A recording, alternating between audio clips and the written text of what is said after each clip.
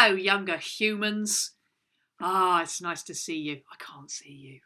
I recorded this days ago and it's not a two-way camera thing, so I can't actually see you. It's lovely to see you. Can't see you. Really, really good to see you. I'm Carrie Quinlan. You will possibly know me from my work with the very, very distinguished Andy Stanton. Together we do a podcast called Ask the niNcomPoOPs, in which we make the world a better place through edumacationalism. And today's edumacationalism is going to come from St Dictionary's book of worms. We're going to teach you a new worm every day. We're going to tell you everything you need to know about it. There may be a definition in the dictionary. We might bother with it, we might not bother with it, because there might be something more interesting about the worm from the annals of history or from science similism as well. So today's worm is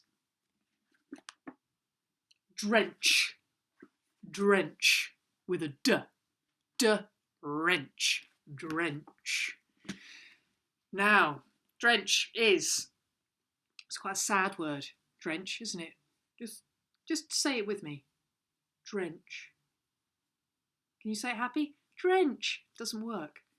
It's a sad word. Drench. And that's because there's a very sad story around drench. Because drench was a poor servant girl in the West Country. She milked cows for a living, did drench.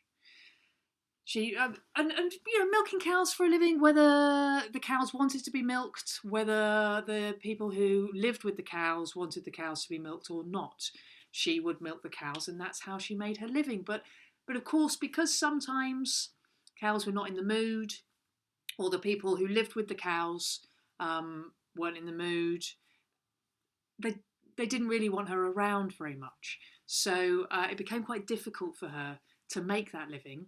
And she became fairly unpopular, which is a shame because, who doesn't love milk?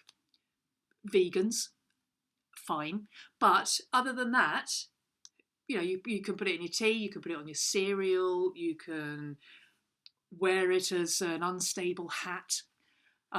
Milk has many uses, and humans have used milk for a very, very long time. But drench, her timing tended to be really, really awful. So the cows and the people who lived with the cows were never ready for her when she turned up to do some milking, and were often quite mean to her.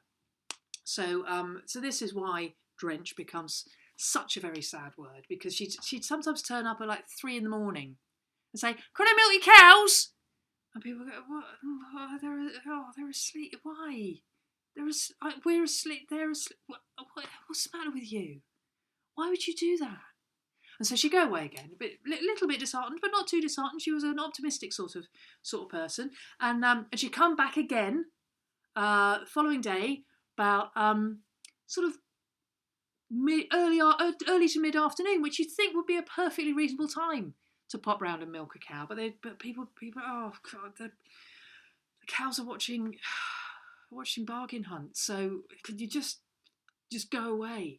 She'd go away. She still wouldn't be too disheartened. She'd go and she'd think about, when's a really good time to come back? Well, there's nothing on telly at 8 o'clock, is there? Rubbish, absolute rubbish on telly at 8 o'clock. No one's watching that. Why would you do that? And so she'd go around at 8 o'clock.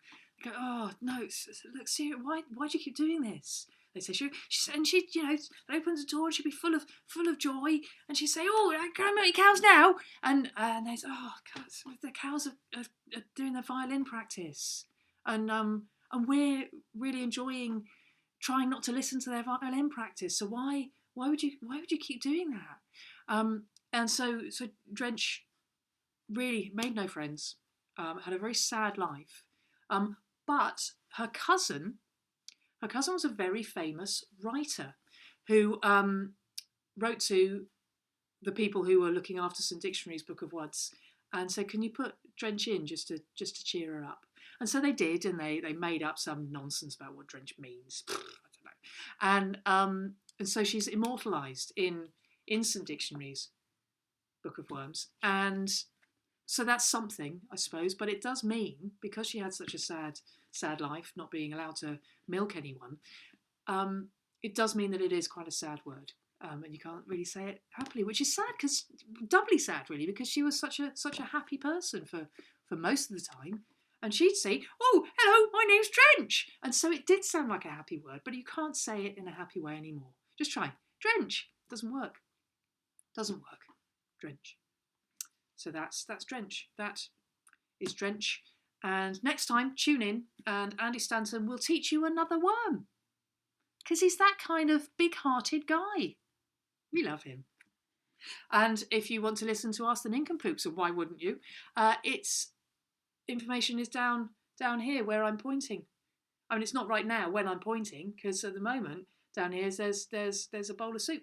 But when you watch it, if you look down there, there'll be something, won't there? Hey? Yeah, of course there will. Okay, leave now. Whatever that means.